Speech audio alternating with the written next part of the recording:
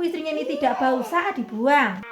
Dan sebagai koki, dia pun tahu apa yang harus dilakukan untuk memperbaiki listrik di unit apartemennya agar dia bisa kembali merebus istrinya sampai matang. Halo sahabat youtuber, apa kabar? Semoga semua baik-baik saja. Untuk video kali ini saya ingin menceritakan tentang pembunuhan yang dilakukan oleh seorang pria bule ganteng Australia kepada istrinya yang berasal dari Tanjung Karang, Bandar Lampung, Indonesia. Profesi suaminya adalah seorang koki di sebuah kapal pesiar yang sangat besar. Istrinya adalah seorang penari di tempat yang sama. Pekerjaan mereka hanya keliling sana, keliling sini, keliling dunia. Maksudnya nemplok sana, nemplok sini, tempat rekreasi di seluruh negara. Tapi justru karena profesi suaminya adalah seorang koki, saat dia marah pada istrinya, istri kakinya itu disup, teman-teman. Kalau saja tidak segera ketahuan oleh polisi, pastinya potongan tubuh yang lain pun akan dimasak dengan menu yang berbeda. Ini kejadian di tahun 2014, tapi sebelumnya mari kita kenali pelaku dan korbannya. Istrinya bernama Mayang Prasetyo. Dia lahir di Lampung tanggal 13 Februari 1987. Dia seorang lawora alias transgender. Sejak kecil dia adalah laki-laki normal yang bernama Febri Ardiansa. Tapi sejak kecil juga memang dia sudah kelihatan kemayu alias medoi. Makin Febri Ardiansa ini besar, semakin dia ingin menjadi seorang perempuan. Lalu pada tahun 2009 dia pun melakukan operasi berganti kelamin. Setelah menjadi seorang perempuan, onderdilnya dia pun mengganti nama menjadi Mayang Prasetyo. Nama Mayang dipakai karena dia itu sangat mengidolakan seorang penyanyi yang sangat terkenal, yaitu Mayang Sari. Tapi Prasetyo bukan karena dia mengidolakan, apalagi tergila-gila dengan Vicky Prasetyo, suaminya Kalina Oktarani yang pernah menikah 25 kali. Tapi Prasetyo ini adalah mantan kekasih Mayang sendiri, yang nama lengkapnya adalah Iwan Agus Prasetyo. Setelah lulus SMA di Lampung, Mayang pergi merantau ke Bali dan bekerja sebagai penari. Sejak saat itu, Mayang pun menjadi tulang punggung keluarga. Dia selalu mengirimi ibunya uang dan juga menyekolahkan adik-adiknya. Iwan Agus Prasetyo dan Mayang bertemu dan berkenalan di sebuah bar di Bali. Lalu mereka pun saling jatuh cinta dan memutuskan untuk tinggal bersama. Hal itu terjadi pada tahun 2004. Untuk membuktikan cintanya yang besar, Agus Prasetyo mentato tangannya dengan tulisan Mayang yang sangat besar di lengannya. Padahal teman-teman ya, menghapus tato itu mudah, hanya dengan laser 500.000 hilang sudah itu tato. Pada dasarnya Mayang itu orangnya sangat sehat. Saat Agus jarang dapat kerjaan, Mayanglah yang mencukupi semua kebutuhan Agus. Bahkan tiap kali Mayang dapat job kerja di luar negeri, Agus pun diajaknya serta ke Jepang, ke Hong Kong, ke Singapura, dan lain-lain. Hal itu pun makin membuat Agus terkelepek-kelepek pada Mayang. Ternyata menurut Agus, hubungan mereka itu sering putus nyambung karena Mayang ini sifatnya temperamen dan sangat keras serta sangat super cemburuan. Lalu pada tahun 2011 mereka pun memutuskan untuk berpisah secara baik-baik. Walaupun pada hati Agus masih penuh rasa cinta pada Mayang, Agus lalu balik ke Semarang. Gak lama setelah itu Agus mendengar kalau Mayang akan menikah dengan pria bule Australia yang bernama Marcus Peter Falk. Agus menjadi sangat meradang dan sangat frustasi. Hal itu membuat dia membegal motor. Apa hubungannya begal motor sama frustasi ya? Ayah wae ya si Agus teh. Yang mau nikah mantan kok dia yang begal motor? Nggak masuk di akal alasannya. Ternyata memang benar, yang pergi ke Australia untuk bekerja sebagai seorang wanita penghibur high class di sana. Tarifnya bahkan sangat mahal, yaitu 5.300.000 per jam. Mayang bekerja di Le Femme Garçon yang menyediakan tarian-tarian erotis dan juga menyediakan PSK serta gigolo alias kucing atau PSK laki-laki. Sekarang kita lihat soal suaminya. Sang suami namanya Marcus Peter Falk. Kita panggil saja Marcus. Dia umur 27 tahun. Lahir di Ballarat, Victoria, Australia. Tampan, cerdas, pintar bela diri, dan penyayang binatang. Bahkan dia adalah penyayang wanita.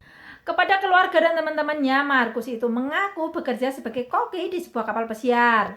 Padahal pekerjaan itu hanya untuk menutupi atau untuk kamuflase saja dari pekerjaan aslinya yang seorang kucing di tempat yang sama dengan Mayang, yaitu di Le Femme Garçon. Kepada semua orang, Mayang dan Marcus ini mengaku bahwa mereka itu bertemu di kapal pesiar. Marcus sebagai koki yang masak-masak dan Mayang sebagai penari yang menari-nari. Padahal kenyataannya mereka bertemu saat mereka sama-sama berdinas di sebuah rumah bordil. Mayang jadi PSK dan Marcus menjadi gigolo alias kucing. Karena sering bertemu, mereka pun akhirnya saling menyukai.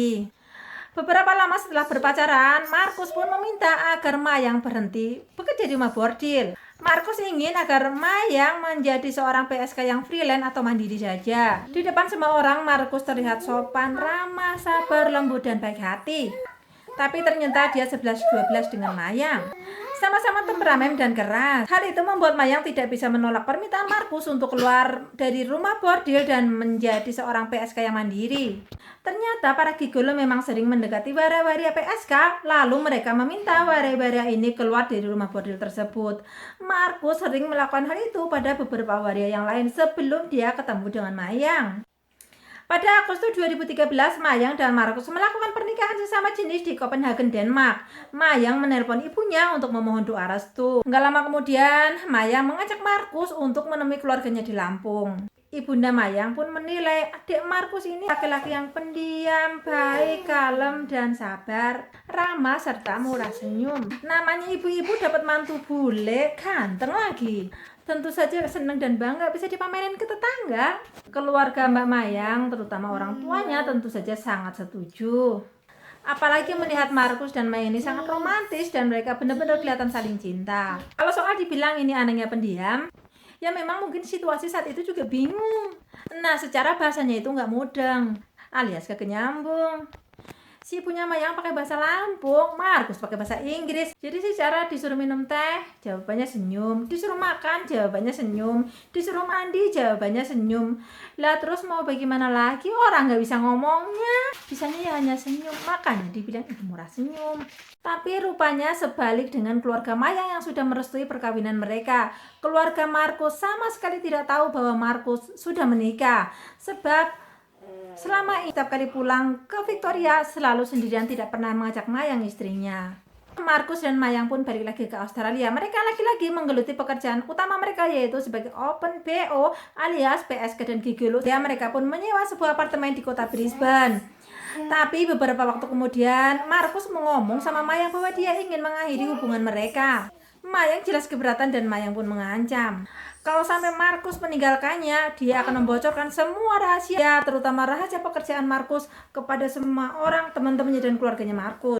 Terutama soal pekerjaannya sebagai kucing oranye yang suka dan ngarep banget dibelai tante-tante beruang.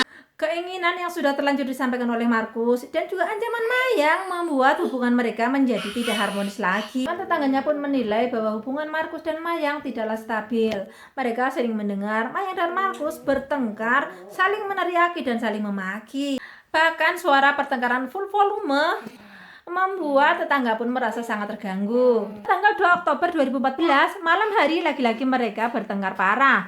Mereka saling berteriak, saling memaki, dan saling berdebat sengit seperti para capres saat pemilu. Lalu beberapa jam kemudian, tepatnya jam 1.30, tanggal 3 Oktober 2014, Mayang menjerit histeris sampai para tetangga sebelah rumah terbangun dari tidurnya. Mereka pun terdengar bertengkar lagi selama 40 menit. Sangat mungkin itu adalah menit-menit terakhir dalam kehidupan Mayang. Sebab setelah itu mereka pun tidak pernah terlihat lagi sampai Mayang ditemukan meninggal. Tanggal 3 Oktober jam 6 sore, Markus pergi ke supermarket untuk membeli kantong sampah besar, sarung tangan plastik, baik clean dan juga super pel. Lalu setelah nyimpan barang-barang tersebut di rumah, Markus pergi ke rumah sakit naik taksi.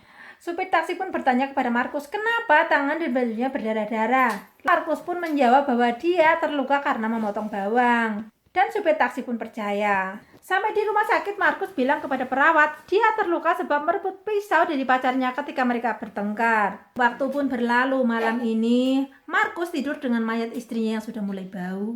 Besoknya tanggal 4 Oktober jam 12 siang, Markus kembali pergi ke supermarket untuk membeli satu set pisau dengan berbagai ukuran.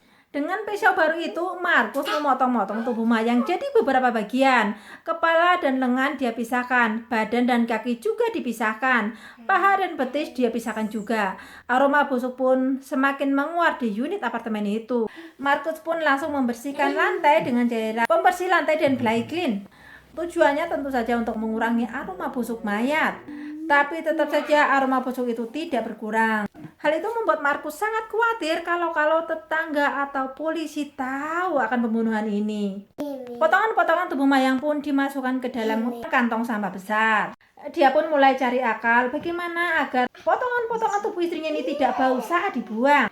Dan sebagai koki, dia pun tahu apa yang harus dilakukan. Markus mengambil panci yang sangat besar lalu merebus potongan kaki istrinya sedikit demi sedikit dengan kompor listrik. Tapi sebelumnya Markus sempat ingin memanggang potongan tubuh yang lain ke dalam oven. Tapi saat oven dipanaskan, terjadilah korslet listrik di unit apartemen itu. Dengan suara yang ditenang-tenangkan, Markus memanggil seorang tukang listrik untuk memperbaiki listrik di unit apartemennya agar dia bisa kembali merebus istrinya sampai matang. Nama tukang listrik ini Mas Brad. Saat tukang listrik ini masuk ke unit apartemen Markus, dia pun mencium aroma yang aneh yang belum pernah dia cium sebelumnya. Seperti ini, antara bau busuk bangkai dimix dengan bau yang super amis, dimix lagi dengan bau Baiklin dan bau super pel. Jadi bayangkan saja sapi itu baunya seperti apa. Tapi jangan dipraktekin, nanti dibui lu kalau dipraktekin. Karena merasa aneh, Mas Brad pun bertanya pada Markus tentang apa yang sudah dia lakukan. Markus pun menjawab bahwa dia sedang membuat kaldu babi sehingga menimbulkan aroma yang sangat busuk. Di ruangan tersebut, Mas Brad melihat ada beberapa kantong sampah penuh yang diikat atasnya, juga 2 sarung tangan plastik yang diletakkan begitu saja di atas kantong kresek sampah tersebut. Mas Brad pun melanjutkan memeriksa listrik bahkan sampai di kamar mandi. Di dalam kamar mandi, Mas Brad melihat ada 1 mesin cuci dan 1 lemari, tapi dia tidak tahu bahwa di dalam sana ada kepala dan tangan mayang. Akhirnya Mas Brad pun menemukan penyebab listrik kloset di dalam unit apartemen itu, yaitu colokan oven yang meleleh, netes, dan akhirnya menimbulkan korslet. Setelah dibetulkan, Mas Brad pun mencoba untuk menghidupkan lagi kompor listrik yang mana di atasnya ada sebuah panci besar yang berisi sup kakinya Mbak Mayang. Tapi Mas Brad tidak membuka panci tersebut. Bayangkan saja sob, di menit itu si Markus ini keluar keringat dingin, dadak dikduk dan hidung gak karu-karuan saking takutnya.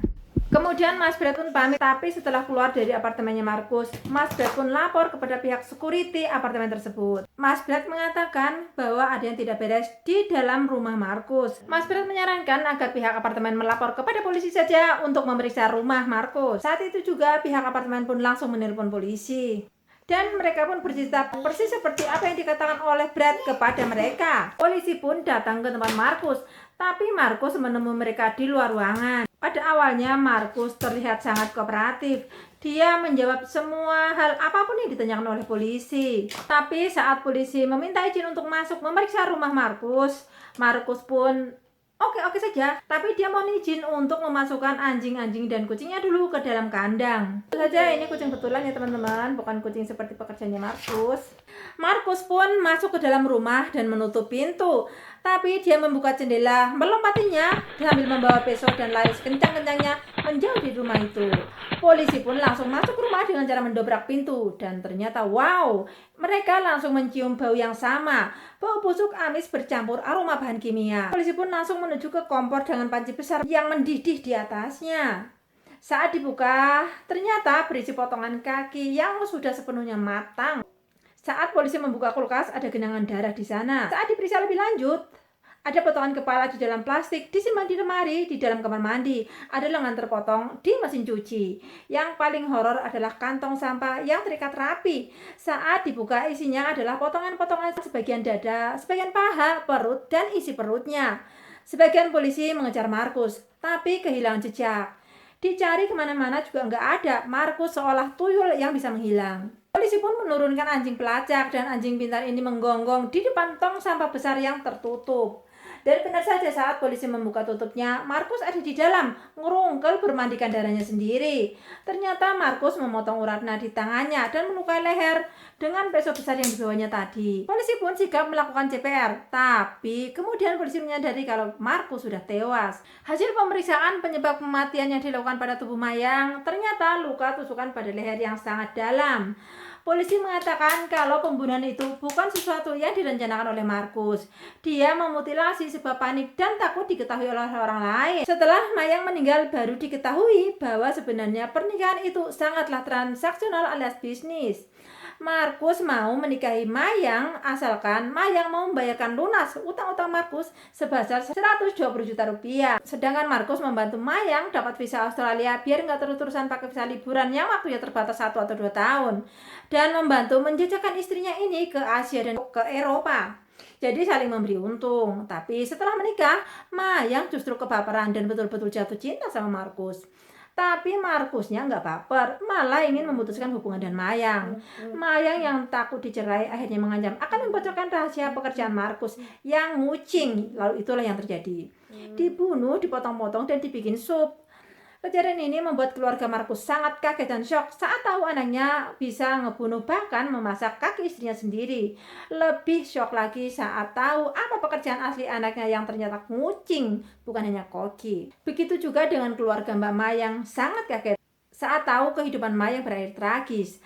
Tanggal 1 November, jenazah Mayang tiba di Tanjung Karang, Lampung, disambut isak tangis kepiluan keluarga dan teman-temannya. Kemudian dia disolatkan dan dikuburkan di TPU kampung halamannya. Ibunda Mayang mengatakan dia sudah legowo dan memaafkan Markus sebab dia menyayangi Markus dan Mayang seperti menyayangi anaknya sendiri. Jadi memang hati ibundanya Mbak Mayang ini luar biasa luas. Mayang Prasetyo yang cantik, yang baik hati dan berbakti pada orang tua dan peduli pada sesama sudah tiada. Semoga diterima amal baiknya dan diampuni dosa-dosanya. Di atas muka bumi ini tidak ada satu orang pun yang berumur di atas 12 tahun yang tidak pernah melakukan dosa ya, kecuali Isa Al-Masih. Jadi jangan mencela. Mayang Prasetyo mungkin berdosa pada Tuhannya, tapi pekerjaannya apapun dia tidak merugikan siapapun. Hari ini kamu merasa orang baik-baik, setia dan merasa bersih. Memangnya kamu tahu apa yang akan terjadi pada hidupmu besok? Bila suka dengan video saya, silakan like dan subscribe dan komen. Terima kasih, bye-bye. Aku dapat sama anakku, friend.